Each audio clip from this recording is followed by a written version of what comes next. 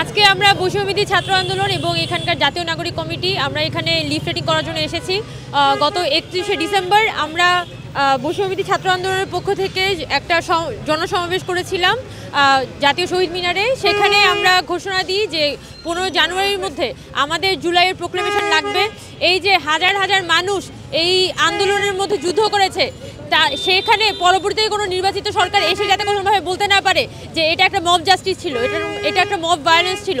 এবং আমাদের যারা ভাই বোনরা যারা পড়াশোনা করছেন স্কুলে, তাদের উপর যাতে ভবিষ্যতে এটাকে কেন্দ্র করে কোনো আক্রমণ হইতে না পারে, সেই নিশ্চয়তা আসলে সরকারের পক্ষ থেকে থাকতে হবে। এবং গত 15 বছরে শেখ হাসিনা যেভাবে করে একটা জুলুমশাহী কায়েম করেছিল, সেই জুলুমশাহী কিভাবে এই দেশে একটা স্বৈরাচার পতনের জমিন তৈরি করে, সেটা নিয়ে অবশ্যই সরকারের পক্ষ থেকে একটা প্রপার ঘোষণাপত্র থাকতে হবে। তা না হলে ইতিহাসের পাতায় এই জুলাই অভ্যুত্থানের পরিবর্তে একটা মব জাস্টিস বা মব ভায়োলেন্স হিসেবে আখ্যা দেওয়া হবে। আমরা চাই না যে আমাদের এই যে মহান অভ্যুত্থান, সেই অভ্যুত্থানকে কোনোভাবেই কলঙ্কিত করার কোনো ধরনের সুযোগ থাকুক। তাই আমরা এই যে বাংলাদেশের বর্তমান অন্তর্বর্তীকালীন সরকার, এখানে তারা একটা ঘোষণা দিয়েছে যে তারা সকলের ঐক্যমতের ভিত্তিতে একটা জুলাইয়ের ঘোষণাপত্র দিবে, কিন্তু এখনো পর্যন্ত কিন্তু সরকারের পক্ষ থেকে আমরা কোনো প্রপার উদ্যোগ দেখছি না। আমরা বৈষম্যবিরোধী ছাত্র আন্দোলনের পক্ষ থেকে বলতে চাই যে দ্রুততম সময়ের মধ্যে যদি আপনারা প্রোক্লেমেশন না দেন, তাহলে আমরা কঠোর কর্মসূচি নিতে বাধ্য হব।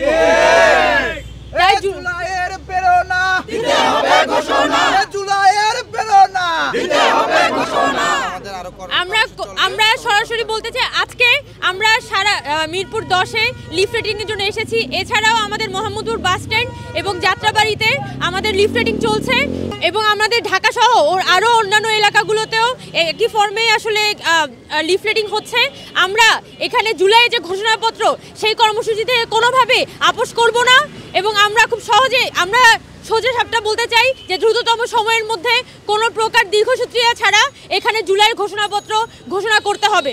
যারা আন্দোলন করছে তাদের রাষ্ট্রীয় স্বীকৃতি, যারা ছেলেমেয়েরা, আপনাদের ছেলেমেয়েরা কিন্তু আন্দোলনে গেছিল, পরে কোনো সরকার এসে তাদেরকে যাতে ধরতে না পারে যে তুমি তো ওখানে আগুন দিছিলা, তুমি তো এটা করছিলা, এটার জন্য একটা সিকিউরিটি দরকার না? সেই জন্য সরকারের পক্ষ থেকে সিকিউরিটি দিতে হবে, সেই দাবিটা আমরা জানাচ্ছি। ঠিক আছে, আপনারা সাথে থাকিয়েন, পাশে থাকেন।